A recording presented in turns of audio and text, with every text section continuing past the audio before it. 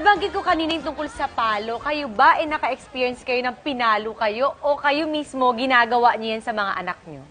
Ako hindi ako namamalo nung anak ko. Pero ako pinalo ako ng todo nung mami ko. Nung bata ako. Anong palo? As in, sinturon? Chinela, sinturon, libro, lahat yata. Anong ginawa mo kasalanan? Tsaka binabato pa ako. No?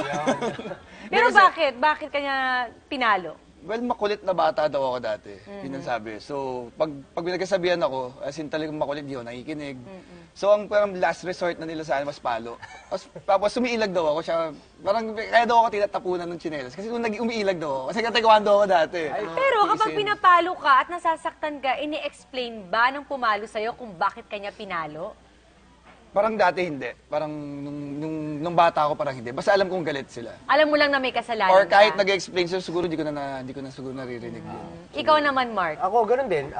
Napapalo din ako ng bata, na ibabato sa akin kung ano yung mahawakan ng tito ko. Tapos, latay, na-experience ko yung latay sa sinturon. Ay, ang sakit, ang sakit nun. Pag naalala ko yung kabataan ko. Pero, Bakit ano ang ginagawa mo at ganun katindi ang paglatay sa'yo? hindi, kung tama ako kung tama. Dinay mo pa rin hanggang ngayon. Hindi, kasi yung tito ko medyo may pitch sa school, sa pag-aaral ko.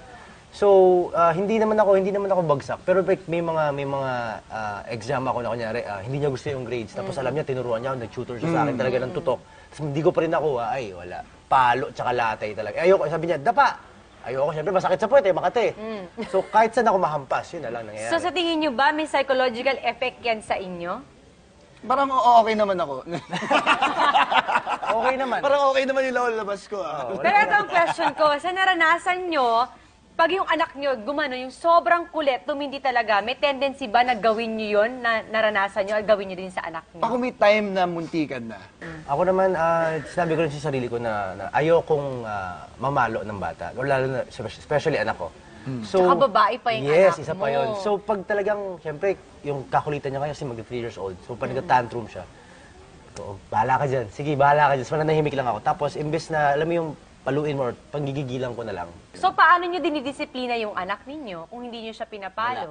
Kasi, in-explain kasi, bata pa lang sila in-explain sa kanila kung bakit galit. Ngayon na 11 and 7 na sila, so, yung may mga disciplinary sanctions sila, kaya bawal, grounded sa TV, So doon grounded sa iPad, dinadaan.